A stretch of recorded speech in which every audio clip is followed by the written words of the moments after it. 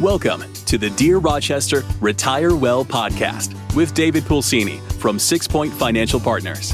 In this podcast, find your path towards a brighter financial future with David as your guide as he helps individuals, educators, and healthcare professionals explore ways they can build wealth while minimizing risk using a multifaceted, comprehensive approach to personal finance. Are you ready to take the first step towards a brighter financial tomorrow? Let's get started. Hello, everybody. Today, I wanted to talk about how to change financial advisors. Advisors meet new potential clients all the time. We meet with them here at 6 Point through our podcast, through our marketing, and through introductions from our current clients. That happens very frequently. And some of these folks will meet with an advisor from our office or any good advisor at any office, really, and they think the process is wonderful. The people really like the advisor, but they already have an advisor and they don't know how to make that change.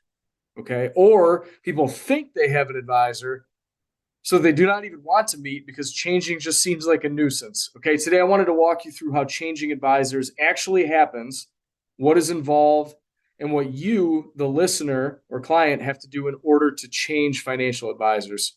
I've heard people say things like, I feel like I'm missing out on some of the planning by staying. But changing advisors is like changing doctors. It's just a pain. So I would say that pain has to be worth it, right? Actually, and also it's not really a pain, which I'll get into later. But I've also heard people say things like, I just don't want to deal with a new advisor or have to give another person my life story and my finances. How much can you take out of your current investments and never run out of money? When is the absolute best time to take Social Security? Are you 100% confident in your investment strategy? Are you paying too much in taxes? Why? If something were to happen to you today, what would they find? If you are doubting any of this and would like a second opinion or to review these items, along with many more, feel free to reach out to us. You can visit us at www.sixpointsfp.com or email us at info@sixpointfp.com.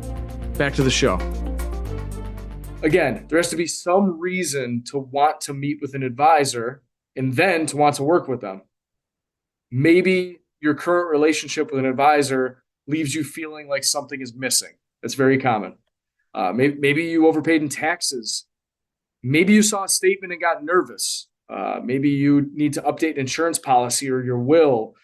Maybe you sold a house or a business and you just don't know what to do with the money. Or maybe you just wake up at night thinking, I really, really need a comprehensive financial plan that covers all areas of financial planning, a plan that grows with me as my needs change and evolve. That's a joke, folks. Literally nobody says that. We get it. Okay. So I wanted to break down this changing advisors into two different groups here. Okay, some people think that they have an advisor and others that actually do have an advisor. And what do I mean by that? The first group that thinks they have an advisor, maybe they bought a life insurance policy from somebody. Maybe they bought an investment product. They invested some money with someone, but they never really hear from them. Or they're just on some automatic email list with really bad birthday cards or something. But there's rarely any meaningful dialogue. And if there is, the client feels like they are being sold to. You feel like you're being sold to. Nobody wants to be sold to. These people have collected, or they've kind of collected financial products throughout their life. There's no plan in place. And in some cases, they don't even know why they did what they did, right? And these folks are typically not getting the full picture, the panoramic planning. And most time these folks are doubting what they are doing, but they just don't know what to do about it. Or honestly, they just don't think about it. Again, we get it. Let me give you a real life example here. John and Nancy are married. He's 56. She's 58. He has a 401k at his current employer, an old IRA that he invested with an advisor. He also has life insurance that he bought from a large life insurance company. He has a couple bank accounts, and they have two grown children. Nancy works at a local hospital, has a 403b, and their income has significantly increased over the last 5 years. That's a very quick snapshot, but we see this stuff all the time. So John and Nancy, in this case, have sort of gathered or assembled a group of different financial items, okay? John's first reaction, by the way, to hearing that somebody say, hey, I'm a financial advisor is that, yeah, I already have one. Okay. I would think what my 10-year-old daughter says to us now, which is the new thing, right? Really, John? Do you? Do you have a financial advisor? Really?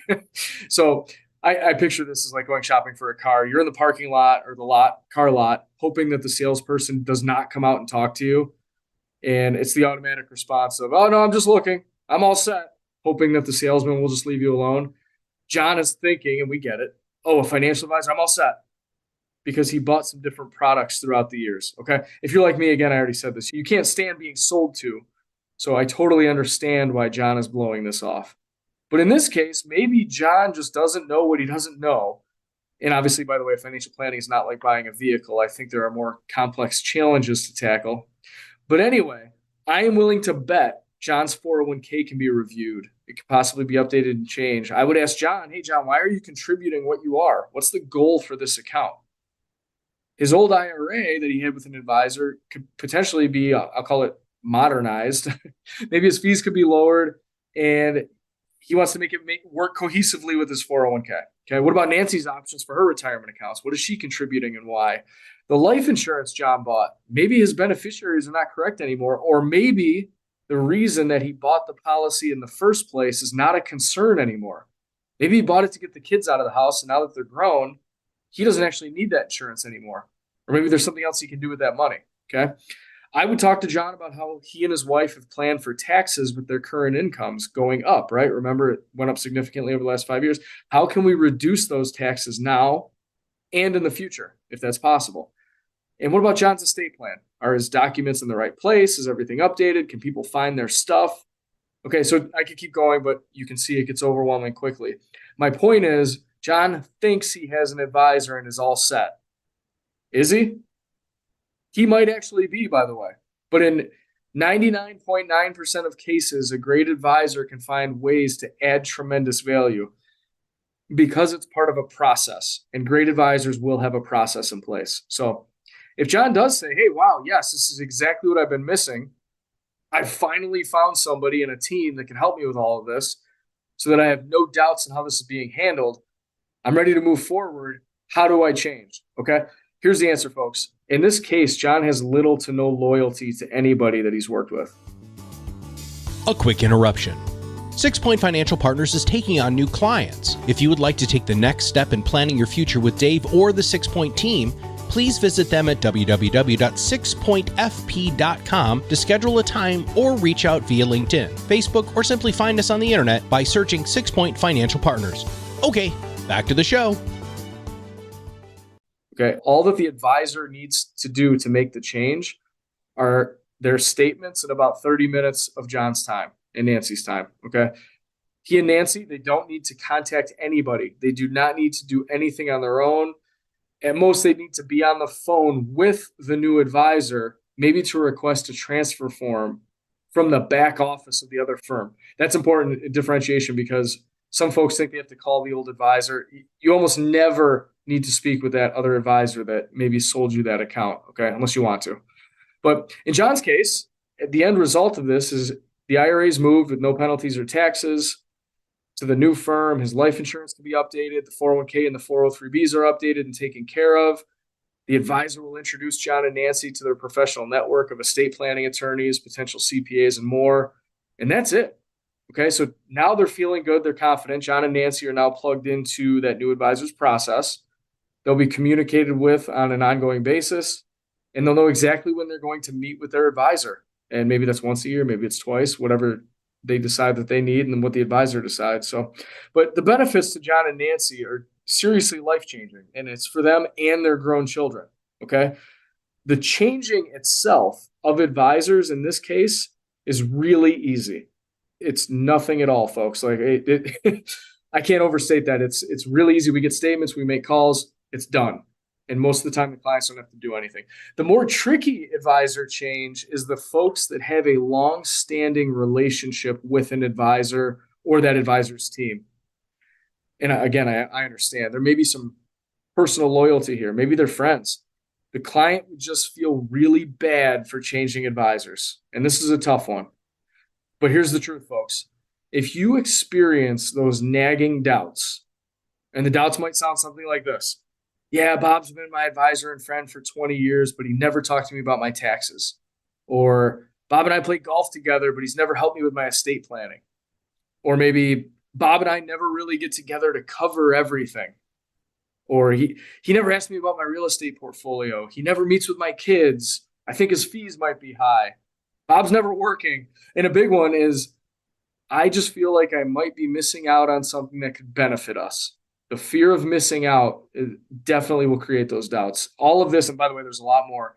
But if you feel like this, the hardest part of changing advisors, again, is not the actual act of changing. The mechanics are easy. We do it all the time. The hardest part is that personal relationship. So I'll give you another example here. I recently met with a couple who has a couple $1 million that has been managed by their advisor and their friend. And they asked me not to tell this advisor that they were meeting with me. I know the advisor. They were experiencing a lot of those doubts, and they wanted to just pay me a consultation fee to look at everything because they did not want to change advisors. They were very clear about that. We can't leave him. Okay. We've known him forever.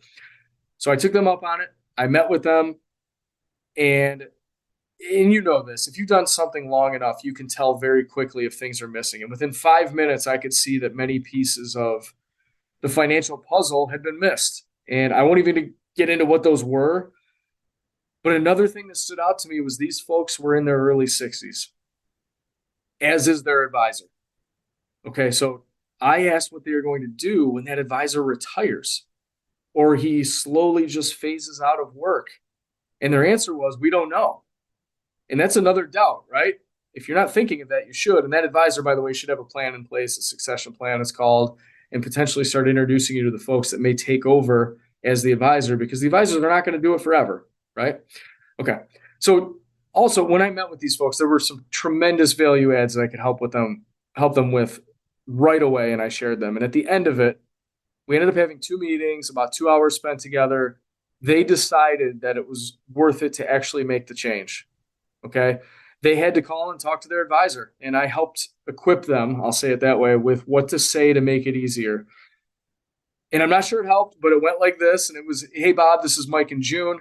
How are you? Hey, I wanted to let you know that we've met with another advisor, and they've helped us identify some gaps in our planning. They're going to help us with our investments, our insurances, taxes, estate planning, and more. And they have a process in place that helps to make sure that nothing is missed, and that as we grow and evolve, they're going to cover everything. We appreciate everything that you've done for us. And that's it. Folks, Bob in this case might be upset, right? Bob may feel guilty. He may even try to talk them out of it and make new promises, right? I'll do all those things. Let me tell you, I've seen this 100 times. It won't change. We all know that. Nothing will change.